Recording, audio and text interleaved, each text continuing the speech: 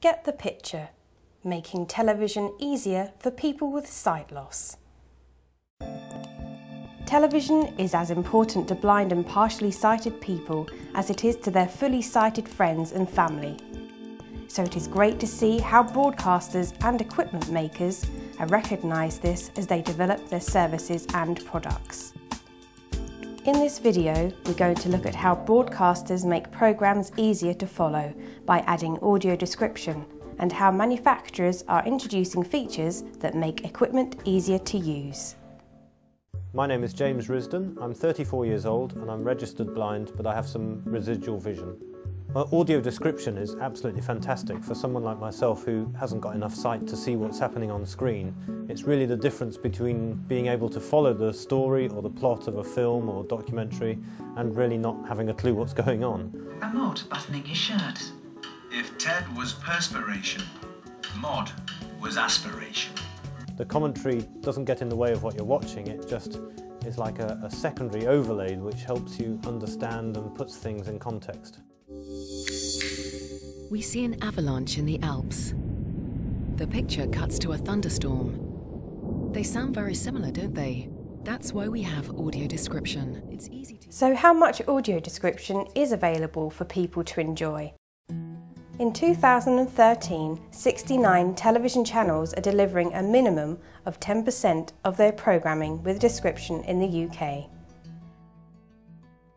Some of the more popular channels, such as BBC, ITV, Channel 4 and Sky, have voluntarily committed to produce 20%, and many in fact broadcast more than a third of their programmes with audio description, some even reaching 40%. On average, any week sees about 6,000 programmes being broadcast with audio description on UK television channels. Will you do me the honour of becoming my wife? Yes. Framed against the window, he stands up and they kiss in a passionate embrace. In order to create further awareness about the presence of AD on UK television, 17 UK broadcasters showed informational promos to raise awareness of the availability of AD on television. Audio description, just one of the many things we do to make great TV more accessible, because we believe in better. I'm Richard Orme, and I'm Head of Accessibility at RNIB. Well, we know that when we last surveyed our members, nearly 70% are enjoying audio description on television right now, and that's just fantastic. They really value it as a service.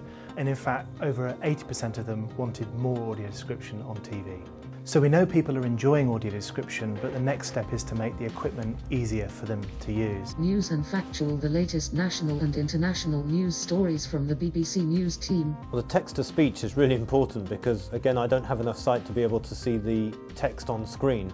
So if I don't have speech in the television to tell me what channel I'm watching or what's coming up next on the electronic programme guide, I'm really kind of fumbling around in the dark. BBC Two. British Style Genius. Oh, that sounds good. Let's watch that. So we've got some great examples out there already with the Panasonic Viera range of talking TVs, and with the TV Onyx talking, recording set-top box, and the Goodman Smart Talk box. There's some great solutions that show that this is technically feasible and products are out there in the marketplace, and we'd love to see more of those. And raindrops trickle off the thatch of a hut's roof. Parallel to the developments taking place in the UK, many other countries are also seeing television equipment being launched in their territories with features that enhance accessibility for people with sight loss.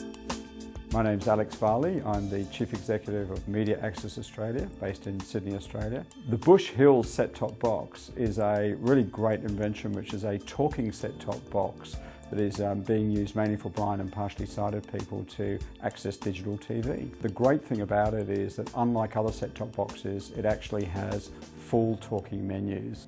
As well as the television and set-top box, people are looking at other ways to make the television experience more convenient.